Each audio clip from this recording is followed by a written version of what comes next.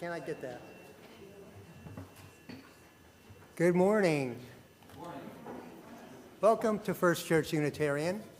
My name is Larry Kaler, and I have the honor of serving with several wonderful congregants on our standing committee. I want to say hello to our YouTube and Zoom viewers. We are always glad to have you with us. Just like to make a brief mention of a couple of upcoming events. One is a week from this Friday, we're having another circle dance. That would be February 10th. Yeah, it's February, just about here already. And then the following day, the Women's Alliance is hosting our Reverend Laura for a presentation. I won't tell you more. You can look in your Community Matters for that. But I know you love to hear Reverend Laura up here. You get to hear her in another setting.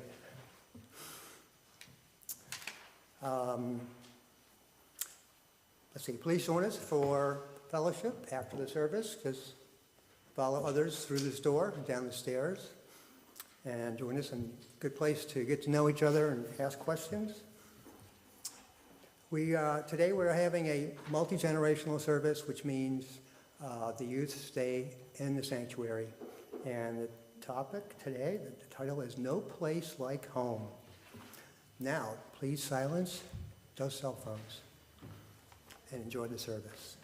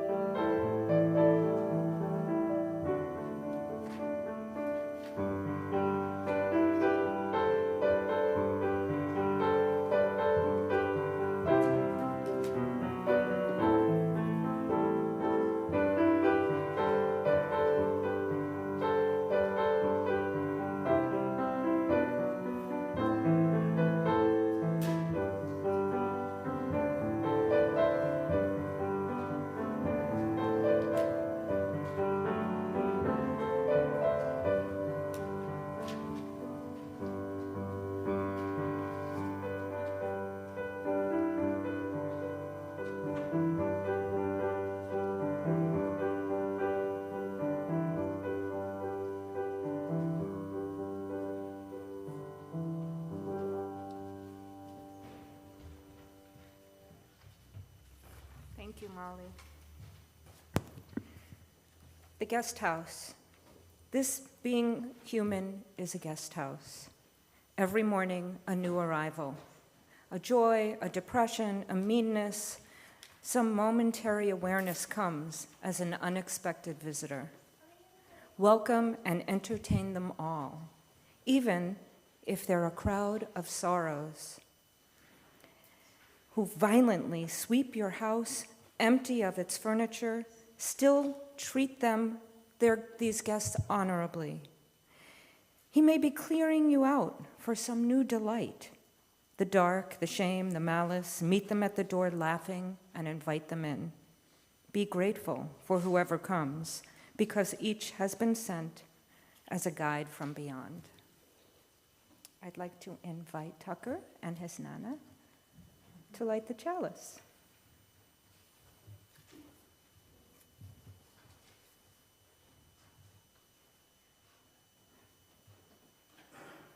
Okay.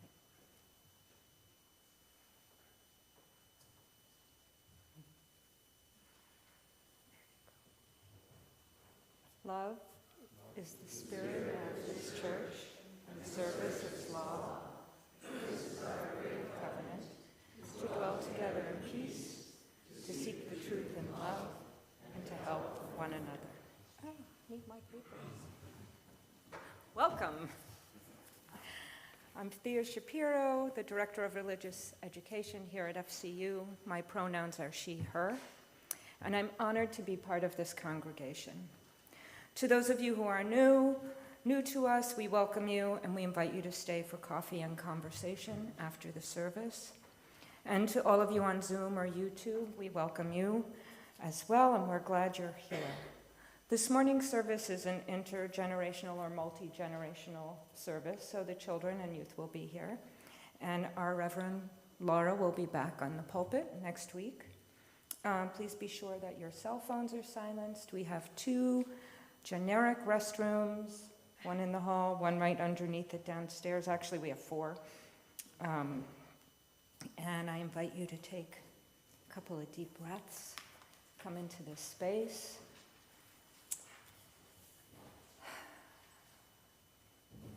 And we will start with our opening hymn, Enter, Rejoice, and Come In, number 361, in your gray hymnal.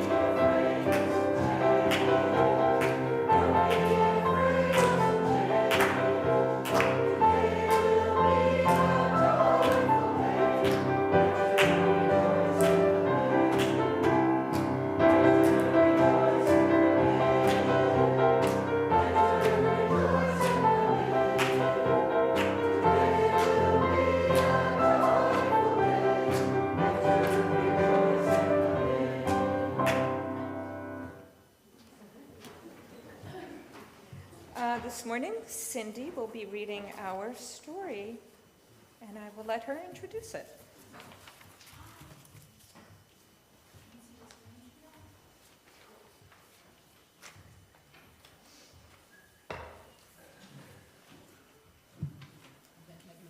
And of course, you're invited to come closer if you want to.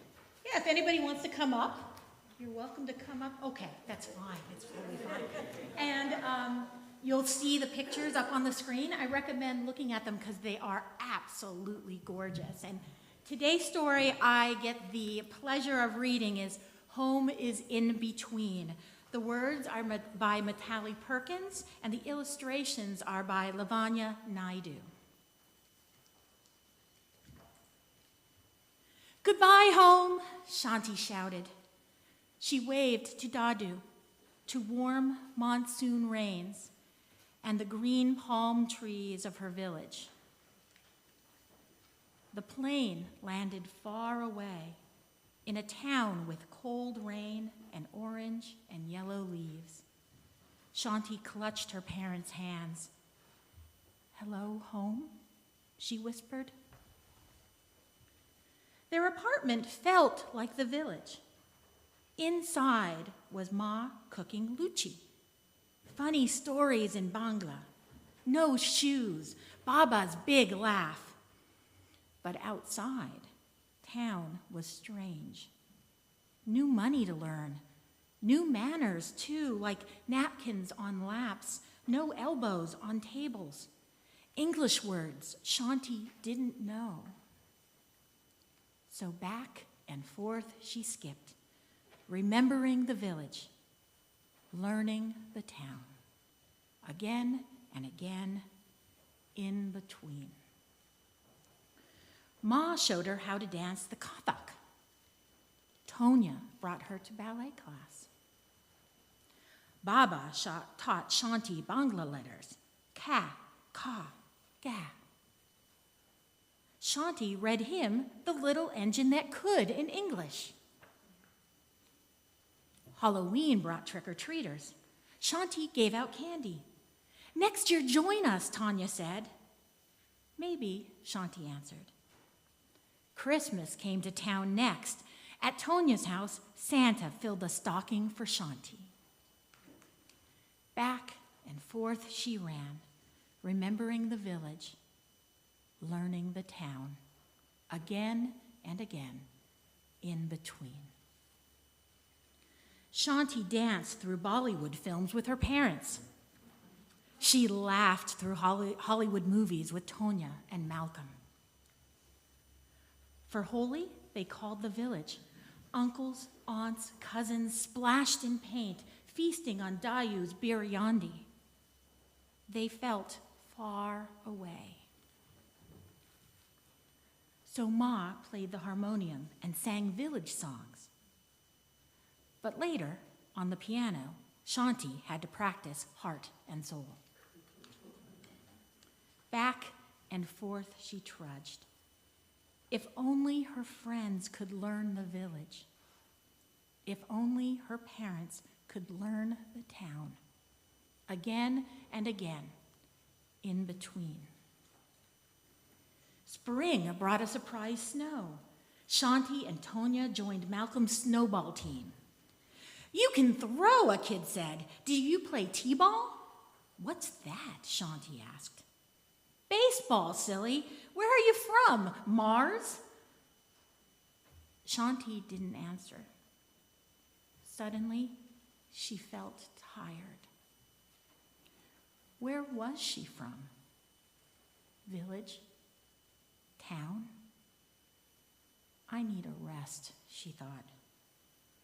So Shanti lay down, right there, in between. After a while, she looked up at a blue sky with breezy clouds and birds winging by, watching over her village, watching over her town, watching over Shanti. She stretched her arms wide. She was good at making anywhere feel like home, especially here in the space between cultures. Now, home is in between. Shanti sings Daidu's Bangla songs. She hums heart and soul in English. She invites Ma and Baba, Tonya and Malcolm, the whole town if they want. They remember their villages and dance with Shanti, a Bollywood ballet, perfect for in between. And that's the end of the story. And you all get to stay here and we can listen to the choir today.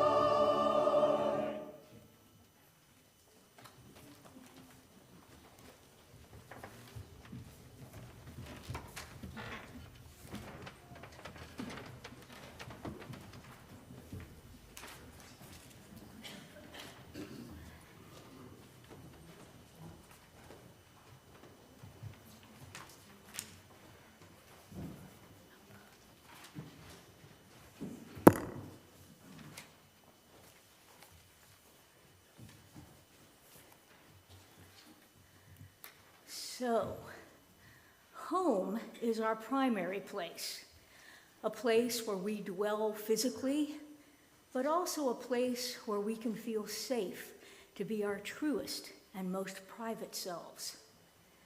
FCU is our church home, a place where we come to find fellowship and spiritual fulfillment, opportunities to learn and to do things with others that support our greater community, and to help to create together the wider world in which we all long to live.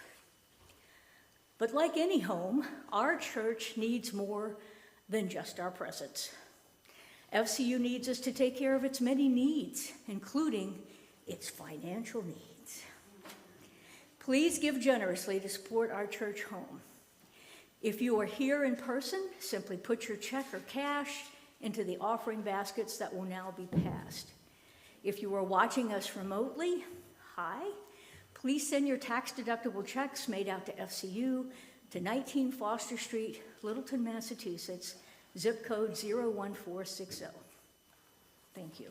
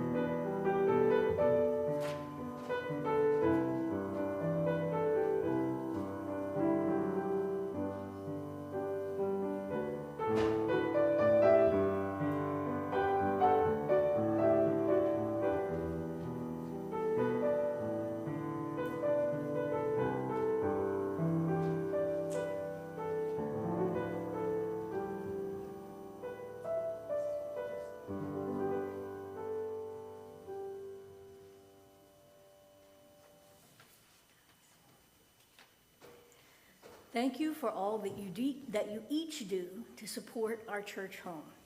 Your presence, your service, and your financial contributions to sustain this church home for all of us are very much appreciated. Please join with me in the words of our community response, which you can find in your order of service and hopefully up on the screens, yes. We are grateful for the opportunity to give and serve, and grateful for the gifts we have received. May this affirm the ministries of our church community, both within and beyond these walls.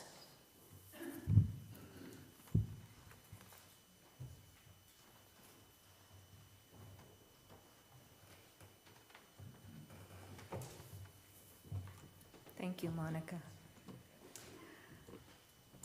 It's a time that we are able to light a candle and share our joys, sorrows, and concerns with one another.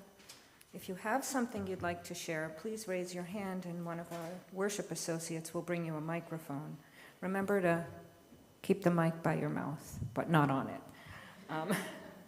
And tell us your name and speak clearly and briefly. And if you're watching remotely, raise your hand digitally in the reactions area of the program, and we will call on you to unmute and speak when your turn comes.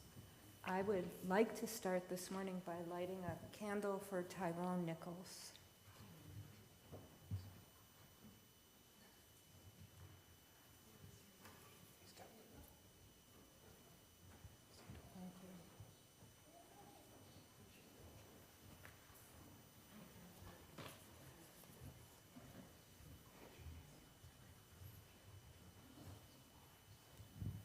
David Butts, this is a candle of gratitude.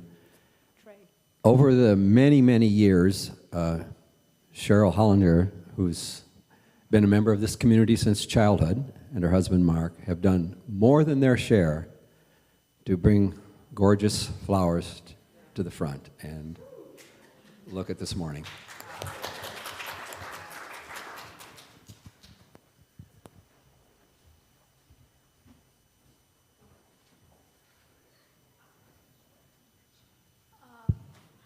I'd like to light a candle in happiness because I get to play my favorite sport finally over February vacation, so I'm very excited for that. Flag football.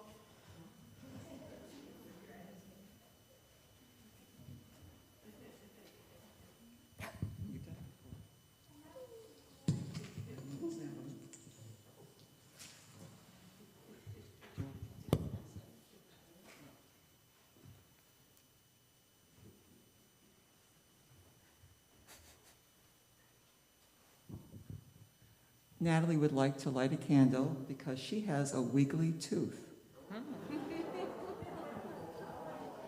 All right. Susan Tordella Williams, I celebrate this corner here, set up with pillows and things to do for little kids. Thank you, Thea.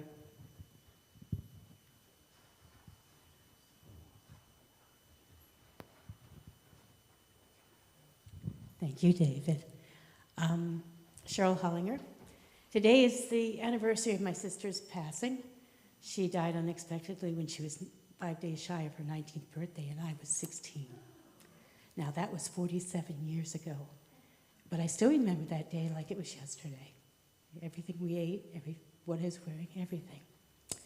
Anyway, my mother passed on her birthday on February 3rd, and I always thought that that was a nice birthday present for my sister in some odd way, if there is a heaven there together. But I have a problem. I went to Whole Foods and bought 4 bunches of irises. They were very tight, and I was worried they wouldn't be open in time. So then I went to Trader Joe's, and lo and behold, they had the same bunches of irises a little further along, and they were half price. So I bought 4 more bunches.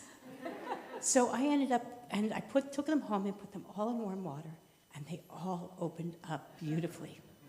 So now I have a plethora of irises and yellow roses. And as I made that last night, last night, it grew and it grew and it grew. And it's a little over the top, I realize. But what does one do with such a huge arrangement after church? So if you would like a handful of irises and yellow roses with my blessing, please just pluck a handful out at the end of the service. I would appreciate it. Thank you.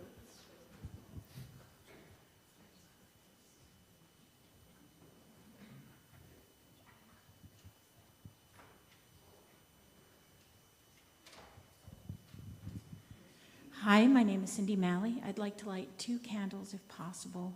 One is a joy and one is a concern. The joy is that after a multi-year process and a 7-month wait, Oliver finally had his intake appointment with Boston Medical Center's transgender clinic, and he is moving forward, and he is so happy, and I am really happy for him.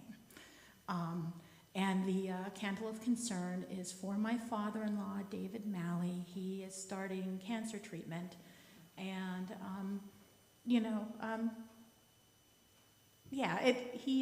we were estranged from him for years, and after Oliver was born, he tried really hard to come back into our lives, and he has been an amazing grandpa.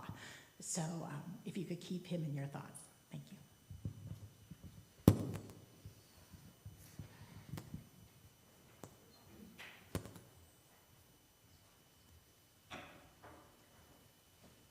Thank you. Karen Tucker Barasano, and I'd like to light this candle for an amazing lady from Groton who I met through Garden Club, and she was also my neighbor and had no idea that she was so sick. She passed last Sunday, just a vivacious, go-getting lady of endometrial cancer. So this is for you, Mimi.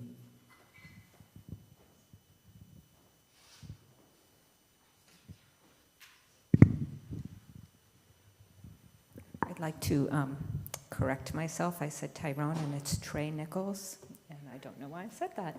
It's Tyree? Tyree. Sorry. My pronunciation is close, but not good enough. Anyway. I invite you to take... Prizzle, would you like to unmute, please? I'm sorry.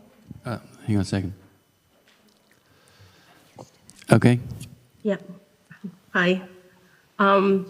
This candle is 10 weeks in the making, and what has happened to me in 10 weeks, I can't do in one candle. So today I light a candle of gratitude for the medical personnel that has been brought into my life. I'd like to name 4 in particular. The ambulance personnel that came to my home the night of December 7th. I worked for the town of Carlisle, so I knew them all, so it felt like a scene from The Wizard of Oz. But I'd like to mention Fire Chief Brian Sorrows, because we are good friends, and when I looked up to him and our eyes met, I knew I was safe, and everything goes black. The next thing I remember that evening was a nurse in a red sweater. That's all I remember. And so this is for all the nurses in the month that I was in the hospital.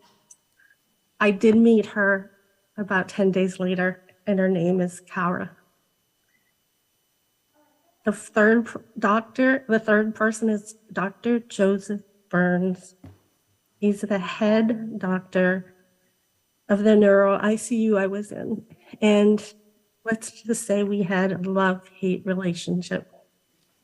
And thinking about it later and talking to him later, he was trying to save my life. The last is Dr. Joel Passer. Okay. He was my neurosurgeon who did save my life.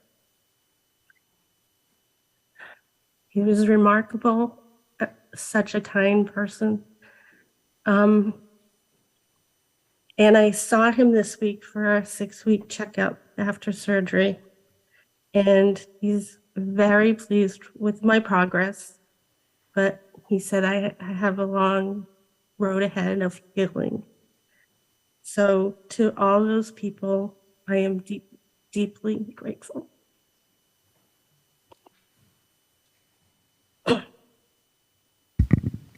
Thank you, Prizzle. Dara, would you unmute? Hi, I'm Dara Sweetser. Let me see if I can do this without. I have a candle of joy, so these are tears of joy that I'm grieving the loss of my husband. So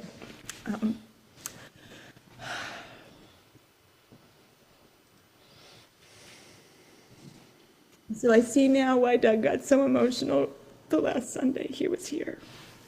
This is about Ellie, our daughter. Ellie had a concert. She's in the chorus at R.J. Gray Junior High in Acton. On Thursday, they had their winter concert. I knew she was singing a solo, but I didn't know she was going to be a featured soloist.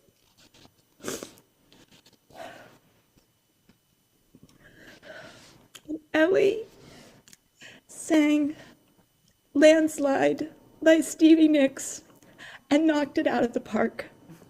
I'm so, so proud of her.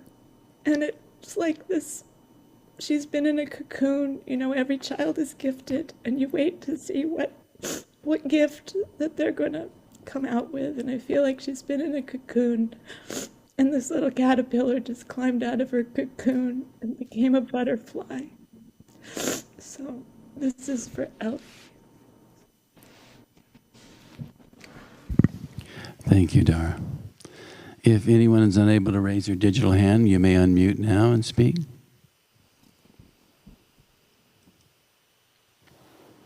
Thank you.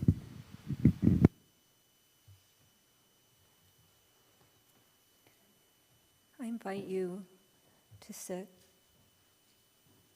hold everyone with joys, sorrows, concerns, your own, the ones you've heard, the ones in the world, and sit quietly for a few moments in prayer or meditation.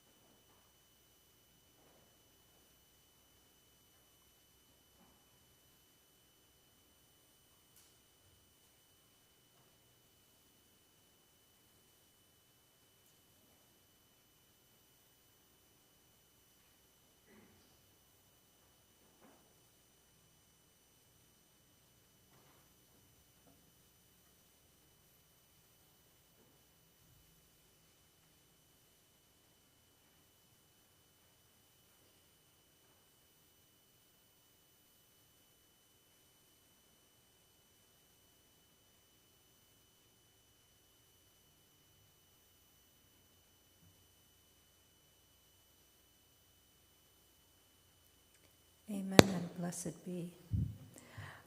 Before we sing, I'm going to invite anyone who knows the hand movements for Spirit of Life to come up and do them while we sing. And if no one does, that's fine too, but I don't.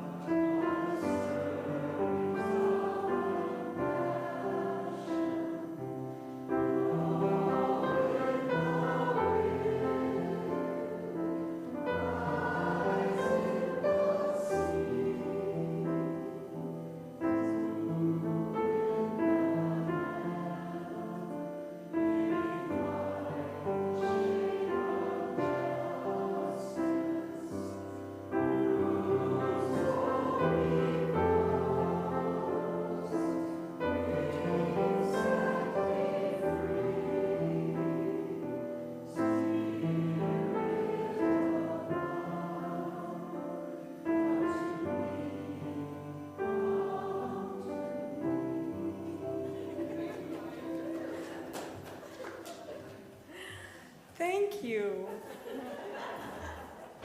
It's nice to have all of you do that. I'm going to start my homily with a little video, but you're going to have to be like absolutely silent to hear it because it's not very loud.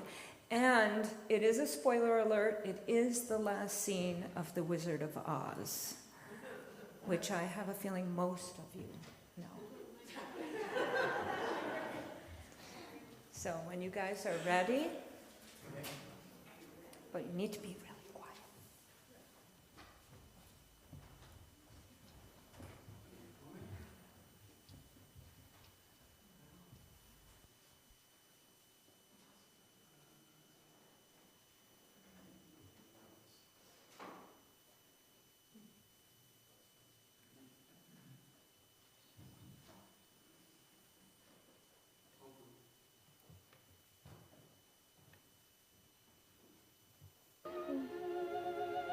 There's no place like home. Wake up, honey. There's no place like home. There's no place like home. There's no Dorothy, dear. It's Aunt Em, darling. Oh, Auntie Em, it's you. Yes, darling. Hello there. Anybody home? I just dropped by because I heard the little girl got caught in a big... Well, she seems all right now. Yeah, she got quite a bump on the head. We kind of thought there for a minute she was going to leave us. Oh. But I did leave you, Uncle Henry. That's just the trouble. And I tried to get back for days and days. There, lie quiet now. You just had a bad dream. Sure. Remember me? Your old pal, Hunk? Oh. Me? Hickory? You couldn't forget my face, could you? But it wasn't a dream. It was a place. And you, and you, and you, and you were there. Oh, sure. But you couldn't have been, could you? Well, we dream lots of silly things when we... No, Aunt Em. This was a real, truly live place. And I remember that some of it wasn't very nice, but most of it was beautiful. But just the same, all I kept saying to everybody was, I want to go home. And they sent me home. Doesn't anybody believe me? Of course we believe you, Dorothy. Oh, but anyway, Toto, we're home. Home. And this is my room.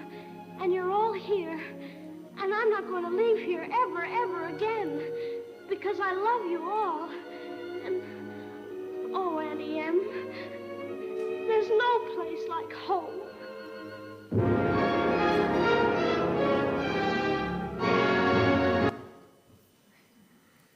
So there you have it. It's over. The Wizard of Oz is a wonderful story about a journey to find oneself and to learn the importance of home and relationships. In this story, the Scarecrow reminds us to think about our lives and most of all, to pay attention to the world around us. The Tin Man, who believes he cannot love, actually loves very deeply. He teaches us that we're all family. I'm sorry. Did I skip the Scarecrow? No, I'm having a tough morning. The Cowardly Lion, who is afraid of everything, has the courage to love and the courage to be who he is. And then there's Dorothy, who while on her journey misses her home so much and has to learn that it's always within reach.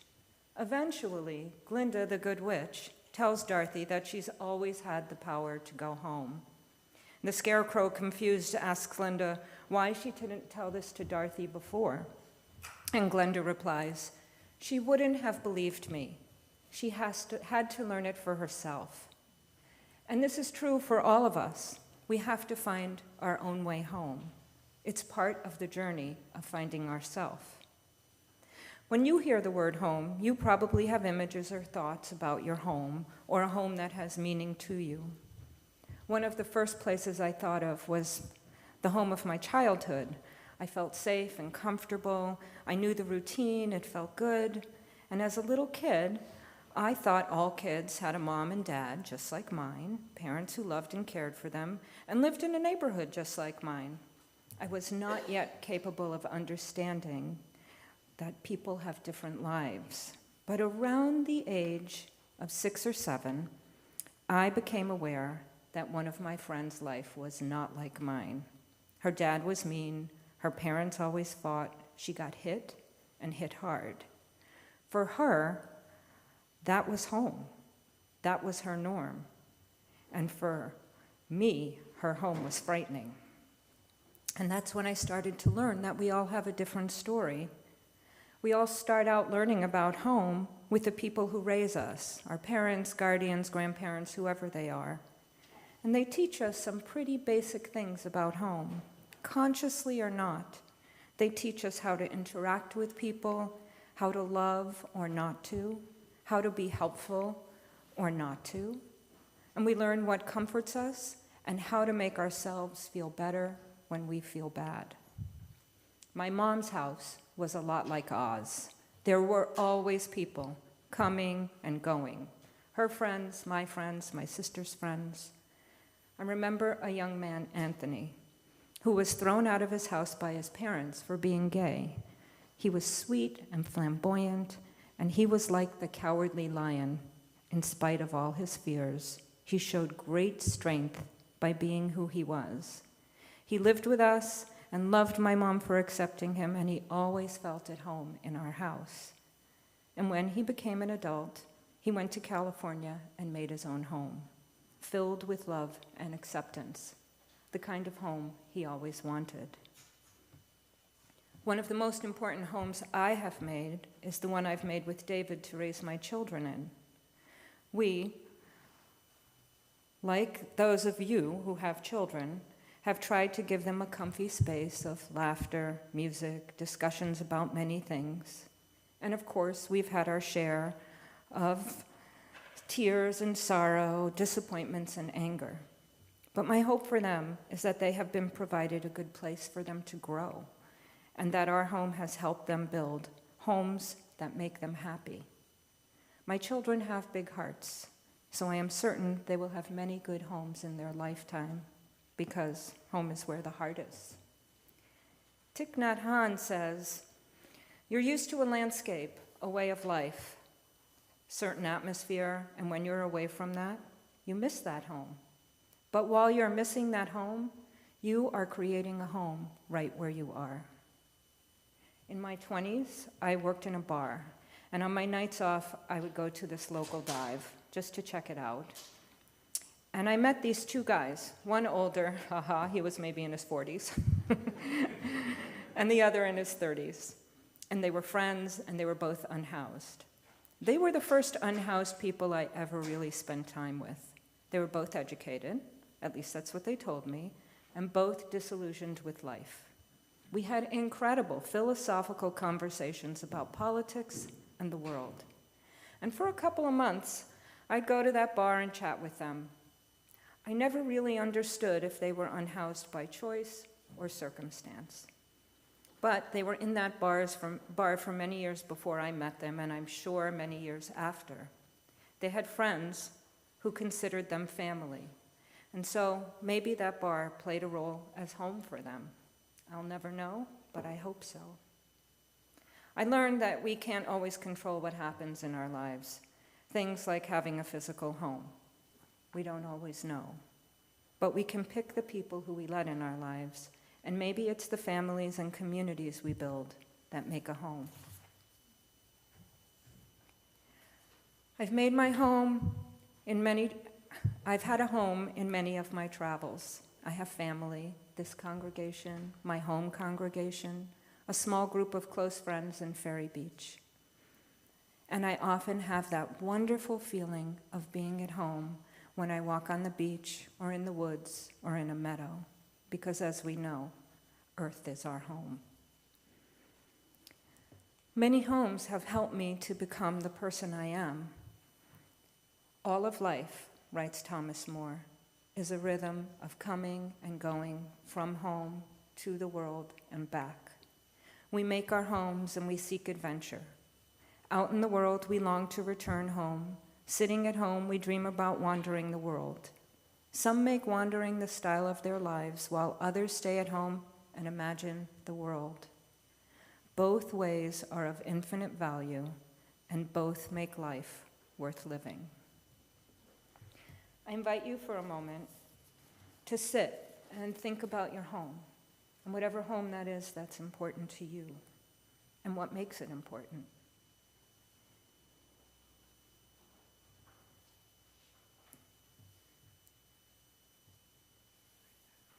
And then I'm going to invite three people I've asked to share their thoughts about home. So is Martha here? No, okay. Robbie?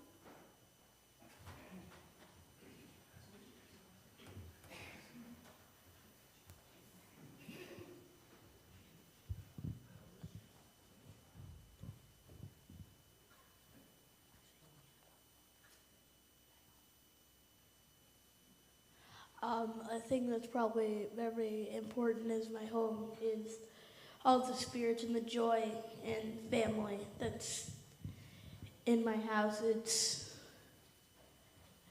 It's not just around, it's in the walls, it's the cats, the rubbing against your legs. Whenever you go in the kitchen, they're meows, begging you for food, although you fed them 15 times.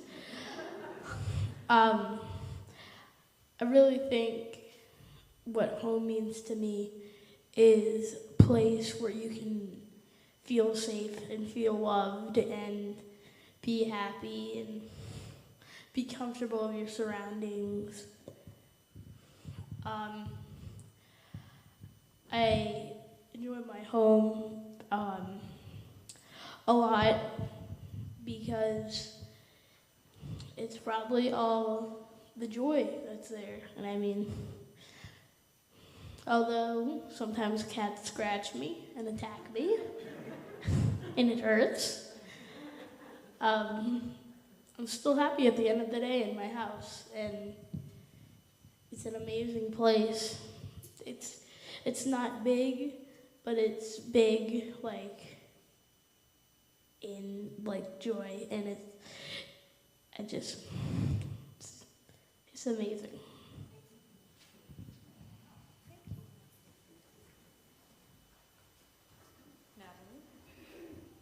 My home is with my mom and dad.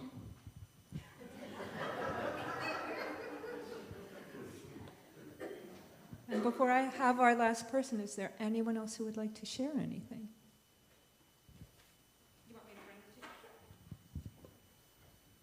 So I hope Tucker doesn't mind me telling this story, but when he comes into school on Monday, they say, "Well, what are you happy about today?"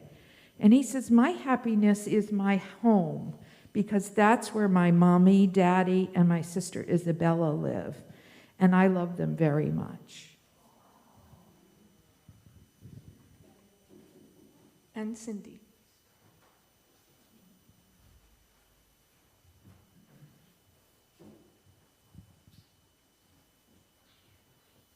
It's really hard to follow children, so keep that in mind. But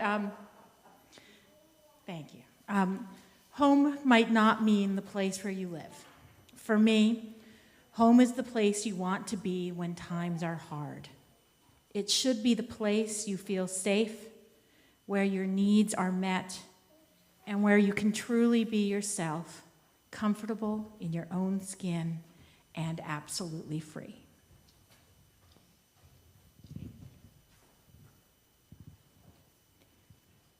So we're going to sing our closing hymn. The words are in your order of worship.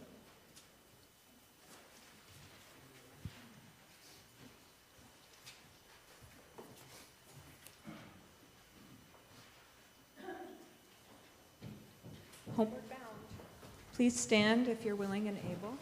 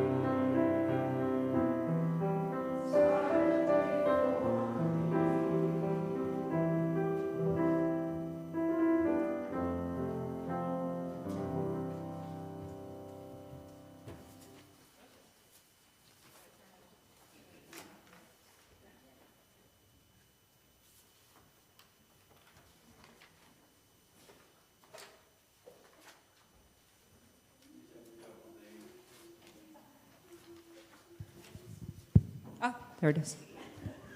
So take hands or elbows or whatever it is we want. Sweaty hands.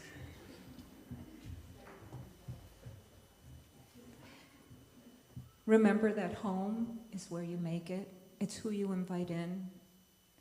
It's who you love. Sometimes it's who you don't love. But make places you go feel like home, because there is nothing better than feeling safe, connected, and loved. Blessed be.